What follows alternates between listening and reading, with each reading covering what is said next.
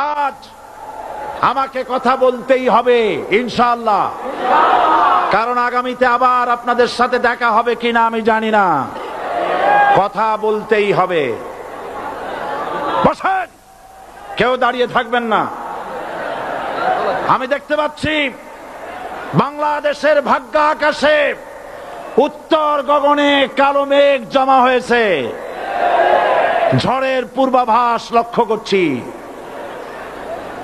যদি মোকাবেলা করতে না পারেন সক্ষম ভাবে, এমন অন্ধকার গাঢ় কালো অমাবস্যার রাত আসতে পারে যার সুবে সাদেক হওয়া অসম্ভব।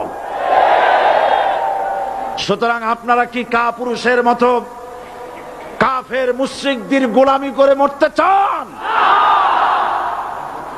বিড়ালের মতো 500 বছর বেঁচে থাকার কোনো লাভ নাই। সিংহের মতো 1 ঘন্টা বাঁচতে চাই। আমাদেরকে বলা হয় সাম্প্রদায়িক উস্কানিমূলক কথা নাকি আমি বলি। পত্রপত্রিকা দিছে না তারা? সাম্প্রদায়িক উস্কানি কথা, সাম্প্রদায়িক উস্কানিমূলক কথা বলি। সেই জন্যই বোধহয় শত শত মুসলিম আমাদের কাছে এসে মুসলমান হয়। মানুষে আর বোকা বানানো যাবে না। যাবে কি? আর বোকা বানানো যাবে? তারপর বলছে কি? এরপরে বলছে, আমাকে বলছে রাজাকার। শুনে রাখো চট্টগ্রামের লক্ষ লক্ষ জনতা, পার্লামেন্টে যখন আমাকে এই কথা বলা হয়েছিল, আমার পার্লামেন্টের কলিগ জাফরুল্লাহ চৌধুরী সাহেব বসে আছেন এখানে। হ্যাঁ, জাফরুল ইসলাম চৌধুরী বসে আছেন পাশে।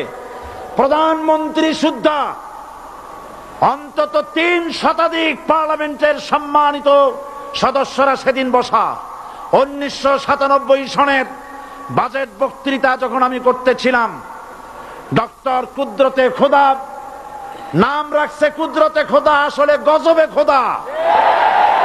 এ লোকটি নাস্তিক, ইসলামের চূড়ান্ত দুশমন।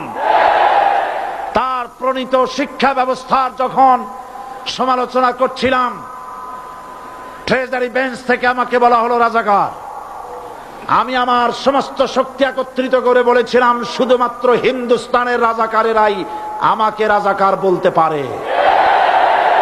আমি বলেছিলাম 1973 সন পর্যন্ত আমি বাংলাদেশের কোন রাজনৈতিক দলের নেতা এবং কর্মী ছিলাম না।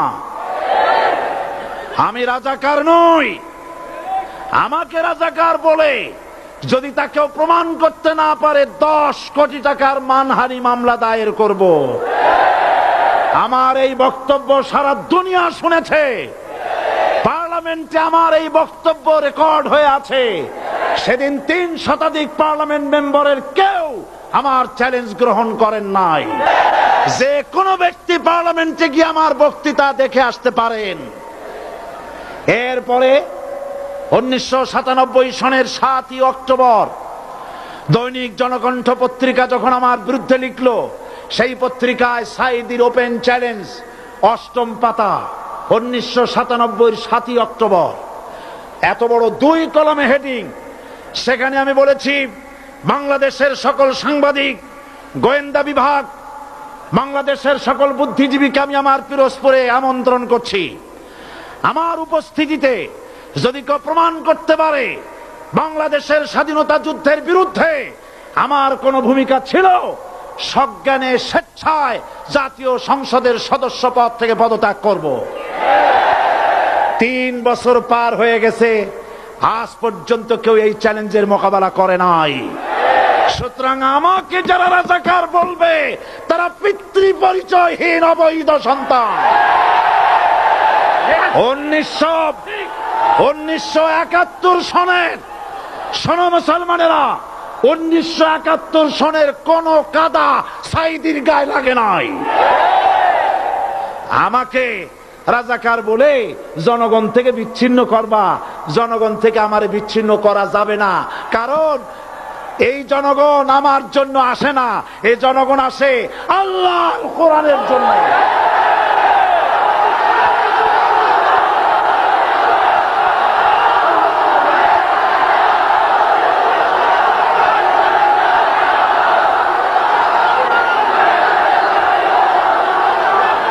আজকে আর যারা ইসলামের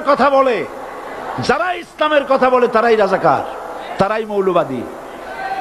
মৌলবাদী বললে আমরা অসন্তুষ্ট হই না, কারণ মৌলবাদী শব্দটা আসছে মূল থেকে। মৌল শব্দ এসেছে মূল থেকে। মূলবাদী তার মানে যারা মূলে আছে। মূল হলো কোরআন, মূল হলো হাদিস, মূল হলেন আল্লাহ, মূল হলেন আল্লাহ রসুল। আমরা আছি মূলে। এখন বলেন তো মূলের শক্তি বেশি না আগার শক্তি বেশি? আমাদের যারা মৌলবাদী বলে ওরা হলো আগাবাদী। মূলে আছে কত কোটি? 12 কোটি। মূলে আছে কত কোটি?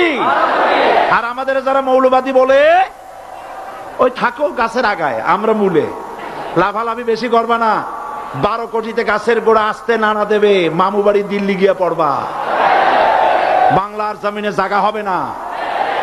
এ কথা বিশ্বাস করো। বাংলাদেশের মুসলমানদের শরীরে এক বিন্দু রক্ত থাকতে শয়তানের তৈরি করা ধর্ম নিরপেক্ষ মতবাদ বাংলার জমিনে কায়েম হতে দেওয়া হবে না, হবে না।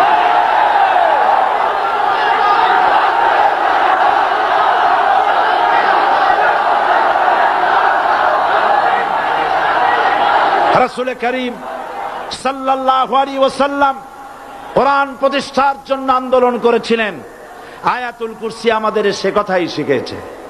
আল্লাহ রাব্বুল আলামিন বলেন, আল্লাহু লা ইলাহা ইল্লা হুয়াল হাইয়ুল কাইয়্যুম। প্রাণ খুলে পড়েন, আল্লাহু লা ইলাহা ইল্লা হুয়াল হাইয়ুল কাইয়্যুম।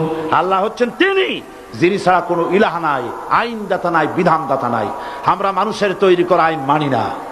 12 কোটি মুসলমানের দেশে আইন তৈরি করবে মানুষ, আমরা মানব না। পার্লামেন্টে তৈরি হতে হবে কোরআন দিয়ে, পার্লামেন্টে আইন তৈরি হতে হবে কোরআন দিয়ে। সুতরাং ভয় যতই পান আর যতই ষড়যন্ত্র করেন, 4 দল যখন একত্রিত হয়েছে, ঐক্যবদ্ধ থাকবে, সরকার ঐক্যবদ্ধভাবে গঠন হবে, নির্বাচন ঐক্যবদ্ধভাবে হবে এবং কোরআন হবে, আল কোরআনের পার্লামেন্ট হবে বাংলাদেশে।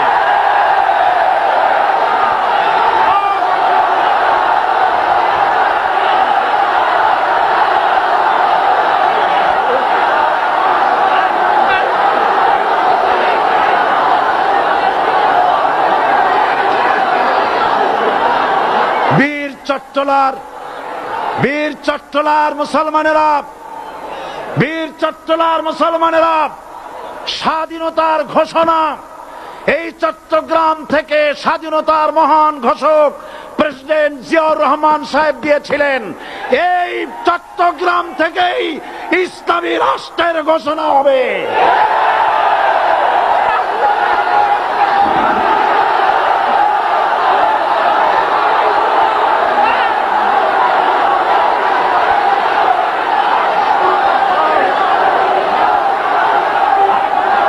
আশাবাদী আপনারা অবশ্যই তা পারবেন। আমি 100% বিশ্বাস করি ইনশাআল্লাহ। কারণ যে ষড়যন্ত্রের মোকাবেলা করে স্থানীয় রাজনৈতিক দলের নেতৃবৃন্দ কোরআনের মাহফিল সিনায় এনেছেন, আমি প্রথম দিনই বলেছি চট্টগ্রাম তাফসিরুল কোরআন মাহফিল কোন রাজনৈতিক দলের প্রতিনিধিত্ব করে না। এটা কোন জামাত শিবিরের একক সম্পদ নয়, এটা চট্টগ্রামের মুসলমানদের কলিজার টুকরা তাফসিরের মাহফিল। সুতরাং এই মাহফিল